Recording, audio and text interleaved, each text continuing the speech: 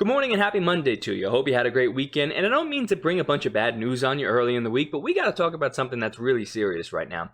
So if you haven't heard, they're saying that up to 22% of all US dollars were created in the year 2020. And by created, I mean they were printed out of thin air.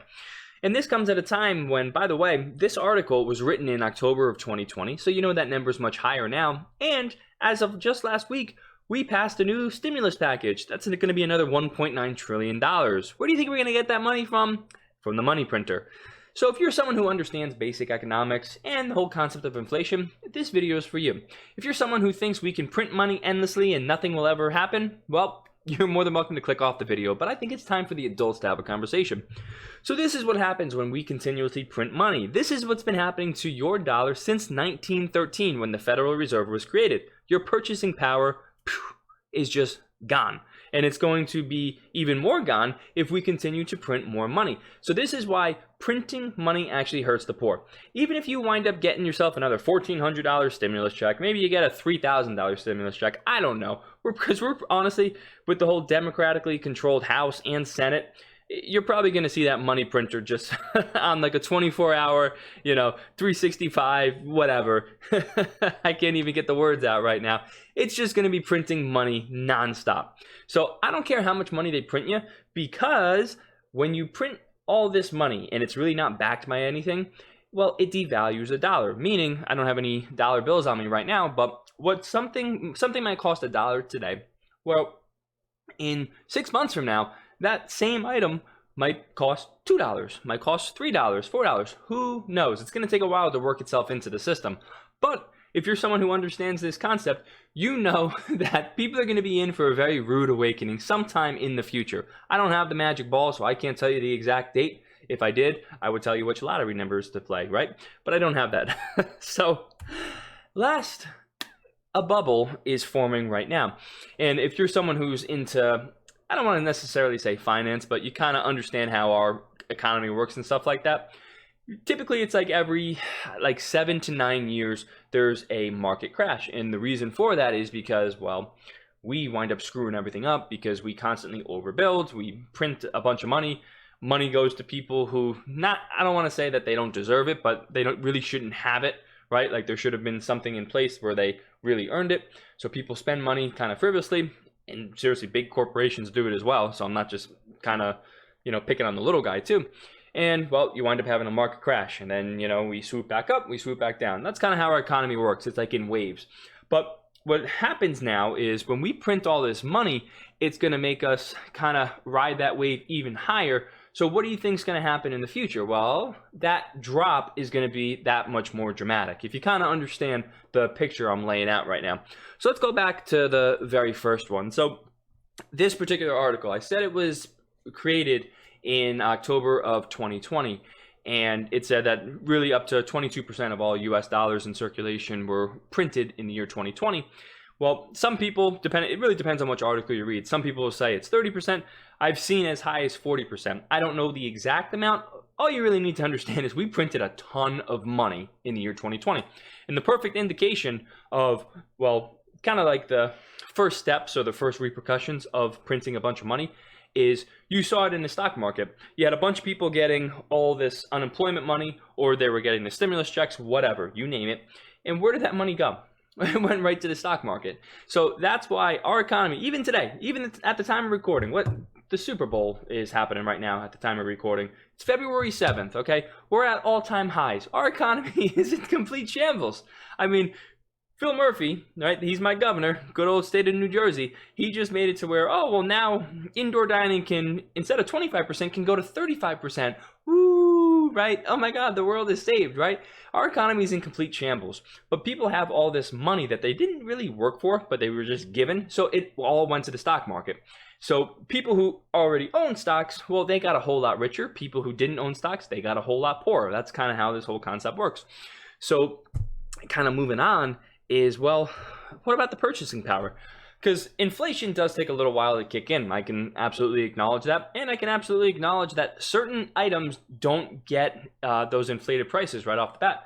So for example, we said the first kind of area to receive inflation was the stock market, right? As I already mentioned, you had all-time highs when you had the most people unemployed since the Great Depression.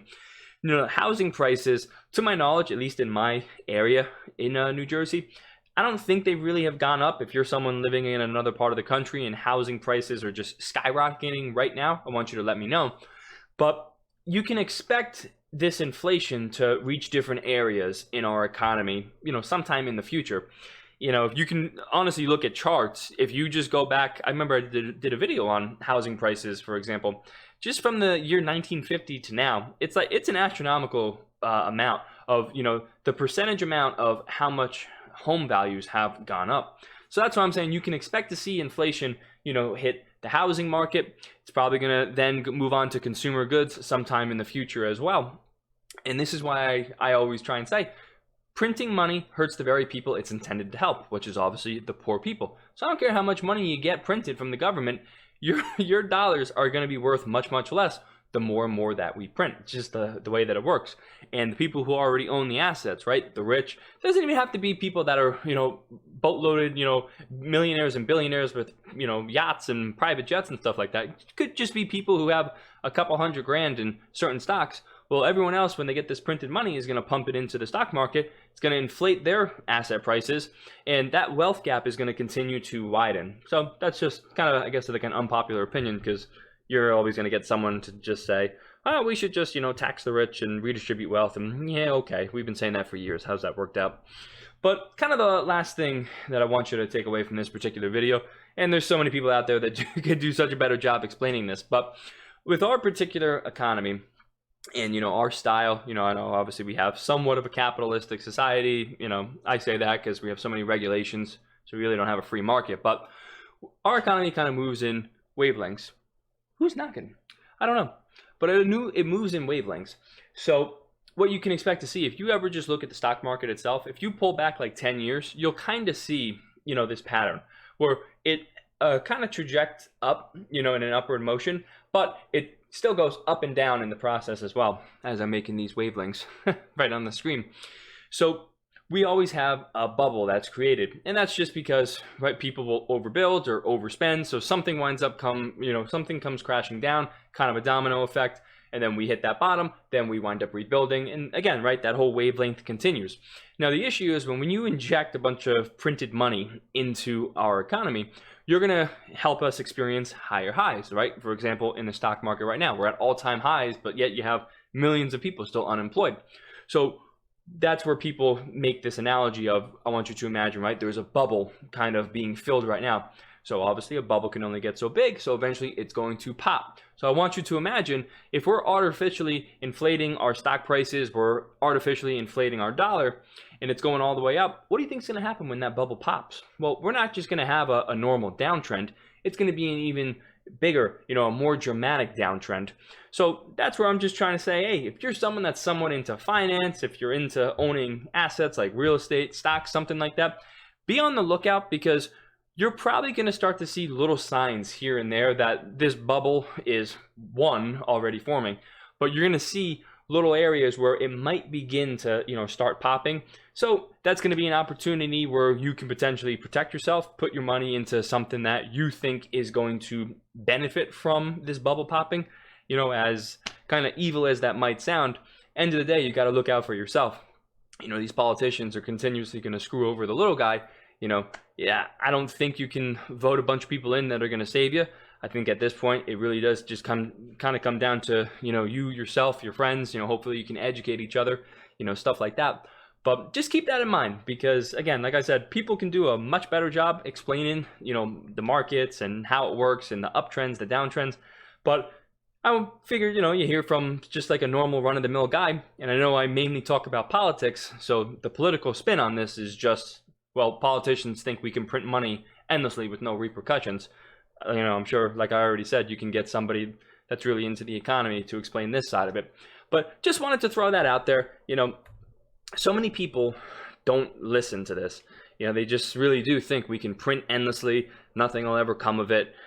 Somehow it's going to make everybody richer. But when you really do look at the whole trends and how our dollar has collapsed really since the inception of the Federal Reserve, you will, very quickly begin to understand how this is detrimental to not only our economy, but more importantly, to the people in this country. I mean, the days where you could work one job are long gone. Will that ever come back? I don't know. People talk about the Great Reset. I don't know. Maybe during then. But it's a shame. It really is a shame that people can't work that one job anymore and, provide for their family, pay their bills, and save for retirement. We've screwed people because of just horrible political decisions. So, like I said, didn't mean to bring you a bunch of bad news on a Monday, but it's something that we need to talk about. So hopefully you understand a little bit more. I encourage you. You can just type in this stuff on Google or on YouTube. And like I said, you can find people who know a whole lot more about me to explain all those nitty-gritty details. Just look at me as an average messenger, just trying to get the word out there. But let me know what you think about this. Are you still thinking that we can print a bunch of money, nothing bad will come of it? Are you concerned about printing a bunch of money? Are you happy the whole new, stimulus package was passed? Yeah, angry about it? Just let me know how you're feeling about it. But I'm sure we're going to hear some more breaking news this week coming up. Man, what are we, 3 weeks in? Or yeah, I think we're like 3 weeks into the Biden administration. Whew, it's like a new news story every day. But let me know if you want me to cover a certain topic. I'll be poking my head around there for some new ideas and whatnot. But listen, I appreciate you checking out the video, and I hope you'll be back again sometime soon.